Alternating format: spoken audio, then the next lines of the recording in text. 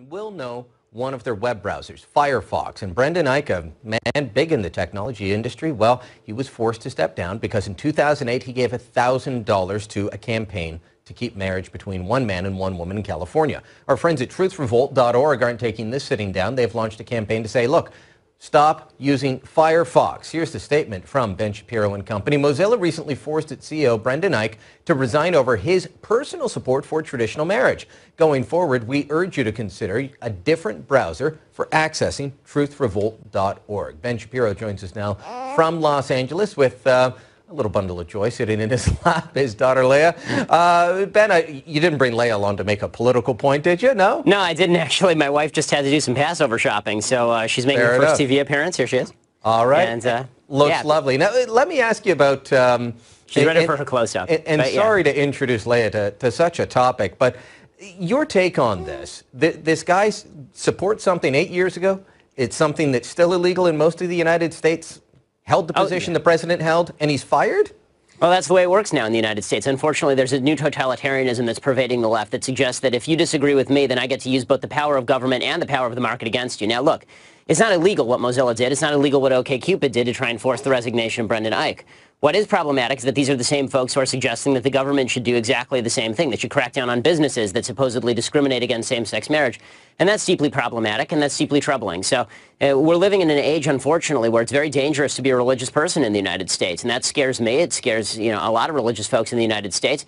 Really, if you can give a $1,000 donation 6 years ago, and this is enough to get you fired from an apolitical company, a company with no politics whatsoever, despite the fact you've never discriminated, despite the fact there's no evidence of discrimination, then I'm not sure what American free speech stands for anymore.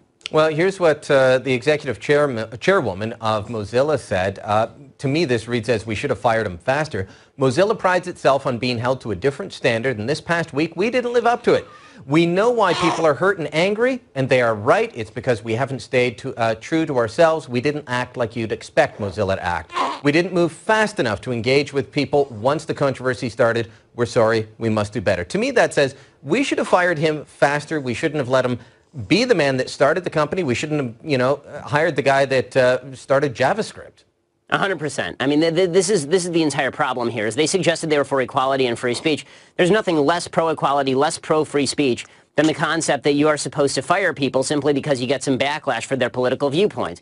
I mean, this is what the left is really about. If the left didn't have any double standards, if the left didn't have double standards, they would have no standards at all. Obviously, if they applied to the same standards to the idea that Christian companies could fire gay folks, for example, then they would be up in arms. But the idea that a completely secular company can fire a Christian person simply for giving money and having no other, really position with regard to this, especially in the public sphere, then we're living in a very scary age. And I encourage everybody out there who's using Mozilla Firefox to take that off of their computer and to begin using alternative methods of browsing the internet. You know what? Thankfully, not everybody is saying that this is the right way to go. Andrew Sullivan, just one of many voices on, he would say he's a conservative. I'd put him on the gay left, who's come forward and said, if this is what we're about now, then count me out.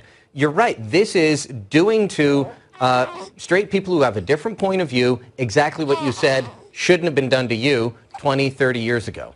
That's exactly right. And it is incredible how the right to privacy, which is what the left based its entire support for gay rights on, has now completely flipped. The right to privacy is now completely out the window when it comes to people who are not pro-gay rights. If you're pro-gay rights, then you have a right to absolute privacy, even for things you do in public, like publicly sanctioned same-sex weddings. However, if you're on the right, if you're somebody who believes in traditional marriage, then even your private views on that matter are enough to get you fired. And that's a very dangerous precedent to set in the United States. Okay, so this company that started this, OkCupid, I guess it's a dating site or some such, they said, we're pleased that OkCupid's boycott has brought tremendous awareness to the critical matter of equal rights for all individuals and partnerships.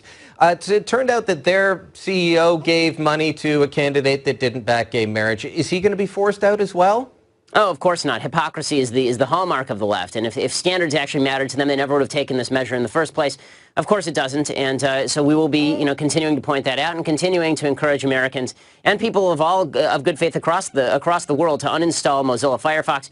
And we will also be targeting OkCupid in the future, because the fact is that this sort of fascist thought should not go unanswered. And look, are these tactics that we like? Of course not. But there's only one thing that's worse than having nuclear weapons for purposes of mutually assured destruction. That's having nuclear weapons used against you. It's about time for people of good faith with regard to free speech to fight back using whatever means are necessary.